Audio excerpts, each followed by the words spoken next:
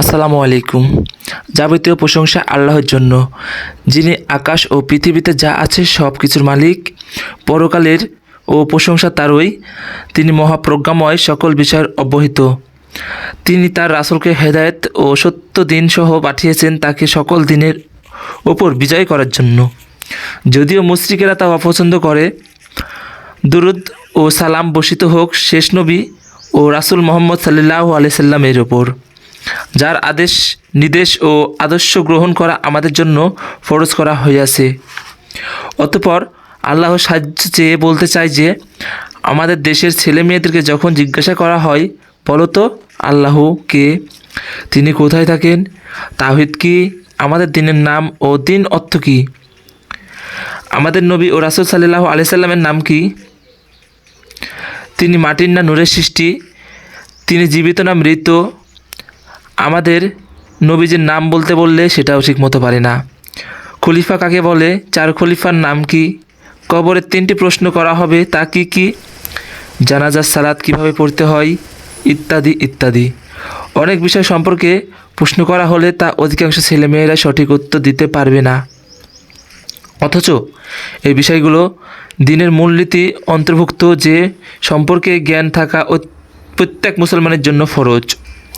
তাই কোমলমতি ছেলেমেয়েরা যাতে করে উক্ত প্রশ্নগুলি সঠিক উত্তর প্রদান করতে পারে, এজন্য উক্ত বিষয়ে বই লেখা বা এই ভিডিওটা তৈরি করা হইয়াছে। আর তাওহীদ ব্যতীত কোনো আমল গ্রহণযোগ্য নয়। আর রাসূল সাল্লাল্লাহু আলাইহি সাল্লামের তরিকা অনুযায়ী কোনো কর্ম সম্পন্ন না হলে তা আল্লাহর কাছে কবুল হবে না। দিন সম্পর্কে সঠিক জ্ঞান অর্জন ছাড়া দিনের উপর টিকে থাকা সম্ভব নয়।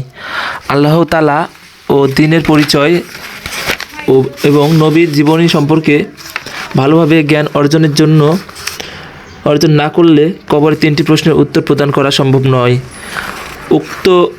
উক্ত ভিডিওতে এই 3টি প্রশ্ন নিয়ে এই ভিডিওগুলো তৈরি করবো ইনশাল্লাহ। কবরের 3টি প্রশ্ন ও তার উত্তর। আর এই ভিডিওটিকে অনেকভাবেই উপস্থাপন করার চেষ্টা করব।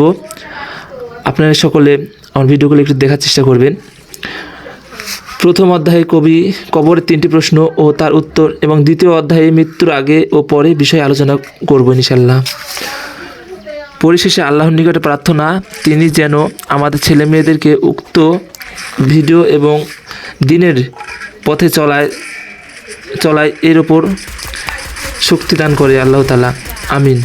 ওয়া সাল্লাল্লাহু আলা নাবিয়িনা মুহাম্মদ ওয়া আলা আলিহি ওয়া সাহবিহি আজমাইন। আপনারা অনেকে একটা প্রশ্ন করতে পারেন যে ভাইয়া, গেম খেলা তো হারাম।